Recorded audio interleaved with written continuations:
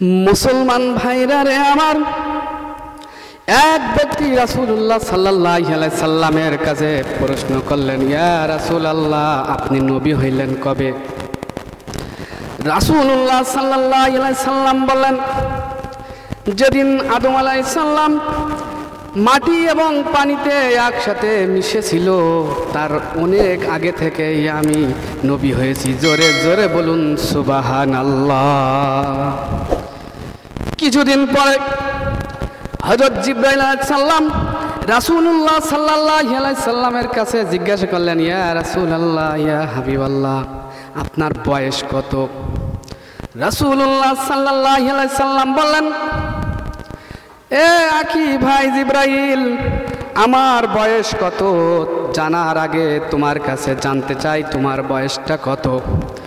জিবরাইল আলাইহিস সালাম বললেন, ও ভাই, আমার ডেট অফ বার্থ, আমার জন্ম তারিখ কত এটা আমার মনে নাই, তবে একটা ঘটনার কথা বললে অবশ্যই আপনাকে আমার বয়সটা ক্যালকুলেশন করা সুবিধা হয়ে যাবে।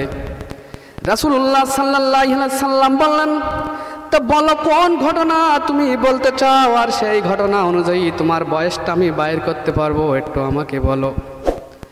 জিবরাইল বললেন, ইয়া রাসূলুল্লাহ, ইয়া হাবিবাল্লাহ, আমি যেদিন দুনিয়ায় আগমন করব সেদিন থেকে আকাশের ভিতরে একটা তারা উদিত হয়েছিল, আর এই তারাটা ৭০,০০০ বছর উদিত হয়েছিল, এভাবে আলো দিয়েছিল। আবার যখন তিনি অস্তমিত হয়, অস্তমিত হলে ৭০ বছর এভাবে অস্তমিত হয়ে থাকতো। আবার যখন আকাশে উদিত হতো ৭০ বছর এভাবে উদিত হয়ে থাকতো। আবার যখন অস্তমিত হয়ে যেত তখন ৭০ বছর অস্তমিত হয়ে থাকতো। এভাবে আমি ৭২,০০০ বছর তাকে উদিত হতে দেখেছি এবং উঠতে দেখেছি। ইয়া রাসূলুল্লাহ, ইয়া হাবিবাল্লাহ, এখন আপনি ক্যালকুলেশন করে বলে দিন আমার বয়সটা কত।